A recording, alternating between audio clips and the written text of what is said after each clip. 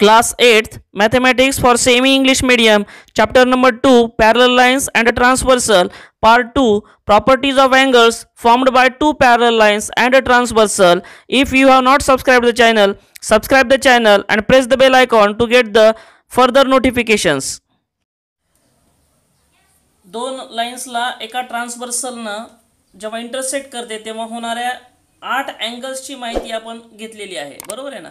त्याचबरोबर या अँगल्सच्या पेअर्सची सुद्धा आपण माहिती घेतलेली आहे. पहा, पण जेव्हा या दोन लाईन्स या पॅरल लाईन्स असतात तेव्हा काही विशेष गोष्टी आपल्याला या ठिकाणी पाहायला सापडतात. तेच आपल्याला या घटकात शिकायचं आहे, ज्या घटकाचं नाव आहे properties of angles formed by two पॅरल लाईन्स अँड अ ट्रान्सव्हर्सल.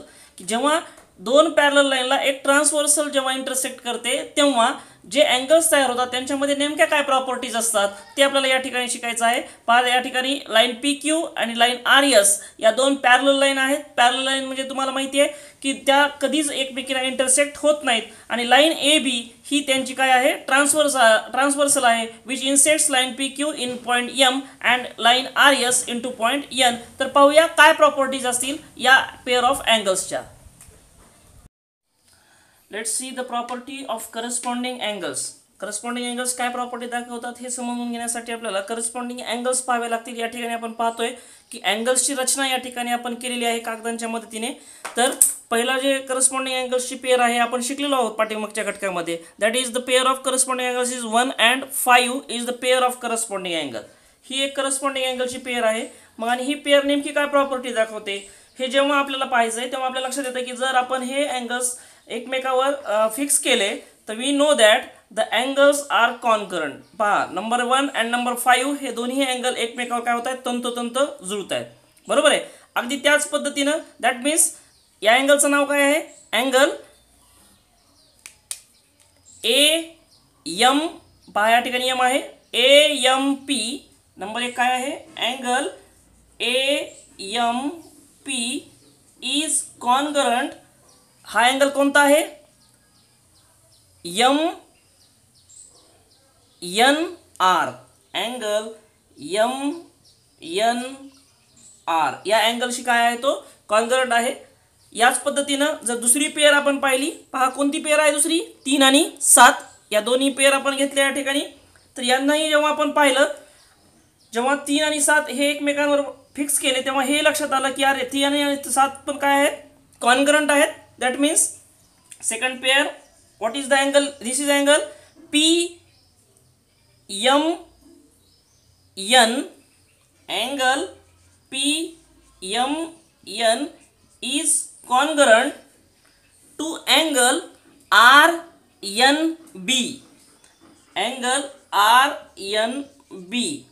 अशा पद्धतीने दुसरी पेअर सुद्धा आपल्याला काय दिसते, कॉन्करंट दिसते. या दोन पेअर कॉन्करंट झालेल्या आपण बाजूला ठेवतोय.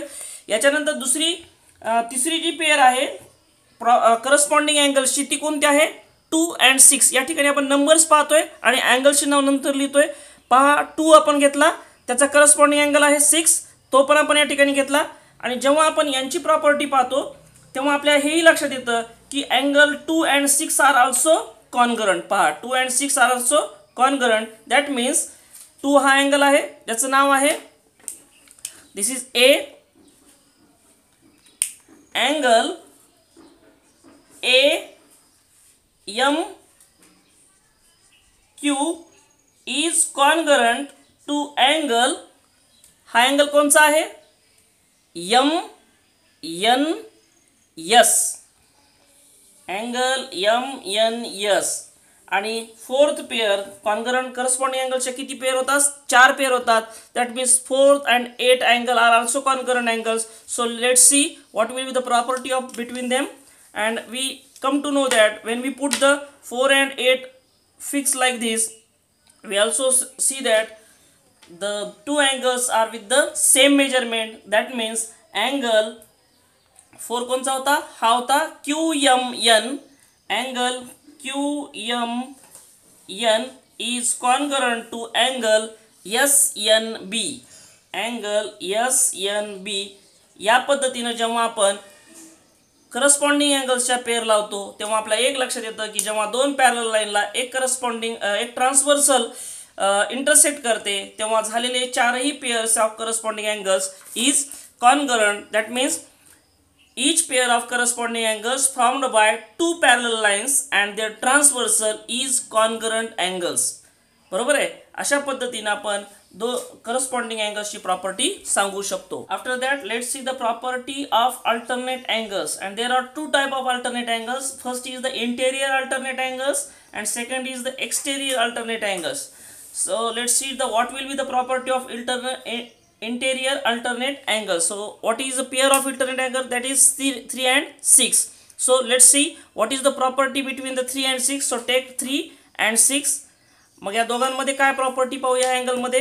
जेव्हा आपण अशा पद्धतीने पाहतो हा अँगलचा भाग आहे दोन्हीचा आणि हा सुद्धा दोन पेअर्स जेव्हा आपण एकमेकांवर असे बसवतो तेव्हा लक्षात येतं की हे सुद्धा पेअर काय आहे, कॉन्गरंट आहे. पहा 3 आणि 6 जेव्हा आपण एकमेकांवर बरोबर बसवतो तेव्हा these pair also congruent. So what is the name of this angle?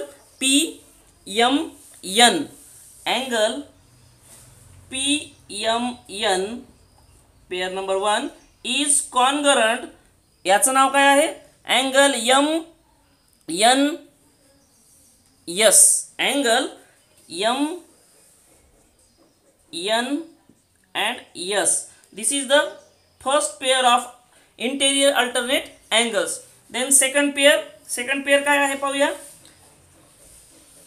What is the second pair? 4 and 5. This is the second alternate angles pair. So let's see, and these are the interior alternate angles. So when we see these angles are also congruent. Fix एकमेकांवर तंतोतंत जुळतात.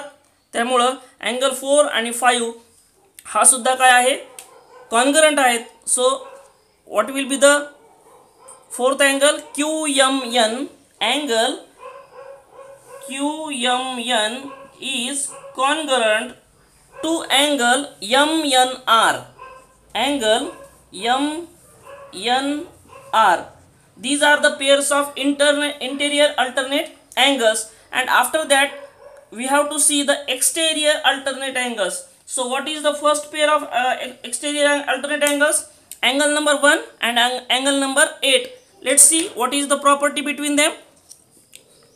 When we take 1 and 8 and like this 1 and 8 fix करतो तेव्हा असं लक्षात येतं की 1 and 8 also congruent. So what is the name of angle 1?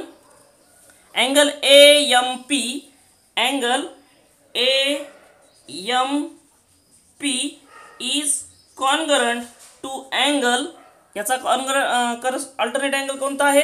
8 नंबरचा आहे. Angle SNB. Angle SNB. And lastly second 2 and 7. These two angles are also congruent. When we put like it like this, then we get that both angles are also congruent. That means angle AMQ is congruent to angle RNB. RNB. Like this we can say that we had a property of alternate angles, that is each pair of alternate angles formed by two parallel lines and their transversal is of a congruent angles. That means the angles are congruent. This is the property of alternate angles. Let's see the property of interior angles. Now third type, that is the property of interior angles.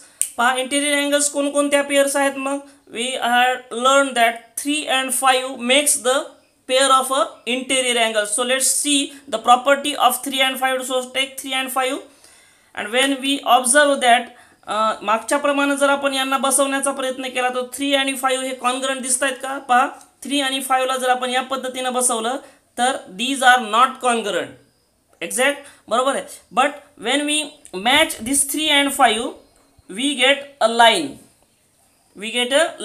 That means the measurement of line is 180 degree. याचाच अर्थ असा आहे की each pair of interior angles formed by two parallel lines and their transversal is a supplementary अँगलची pair तयार होईल. 180 degree म्हणजेच किती आहे, सप्लिमेंटरी अँगल्स आहे. म्हणून यावरून आपण असं लिहू शकतो की अँगल नंबर 3 कोणचा आहे, P M N, angle P M N plus angle number 5 कोणचा आहे, M N R, angle M N R.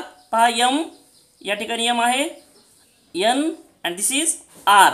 These makes interior angles, but this makes a pair of supplementary angles. That means the total of these two angles is 180 degree.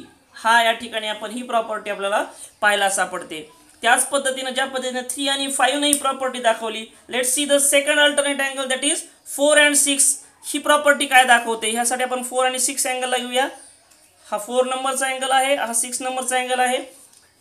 Corresponding angles आणि alternate angle सारखं आपण match करून जर पाहिलं तर आपण पाहतो की हे कॉन्ग्रंट आहेत का, नाही. पण angle number 6 and angle number 4 जेव्हा आपण या पद्धतीने अरेंजमेंट करतो त्यांची, we get a line that means the measurement of these two angles is 180 degree. That means these two angles are supplementary angles of each other. So we can write that second number pair, angle QMN, angle QMN plus angle QMN plus 6 number angle MNR. QMN sorry angle MNS 6 number या ठिकाणी होता. angle MNS is equal to 180 degree. That means we get the property that each pair of interior angles formed by two parallel lines and their transversal is of supplementary angles. या पद्धतीने आपण तीनही पेयर्सच्या properties या ठिकाणी पाहिलेल्या आहेत आणि या प्रॉपर्टीचा यूज करून आपण जेव्हा दोन पॅरलल लाईनला एक ट्रान्सव्हर्सल इंटरसेक्ट करते आणि we have told the measurement of only one angle, आपल्याला फक्त एका अँगलचं मेजरमेंट दिलं जातं, तेव्हा आपण 7 अँगल्सच्या उरलेल्या अँगल्सचं मेजरमेंट याच प्रॉपर्टींचा उपयोग करून देऊ शकतो. In parallel lines and a transversal, if the measure of one angle is given, how to find the measures of remaining 7 angles? Watch the part number 3.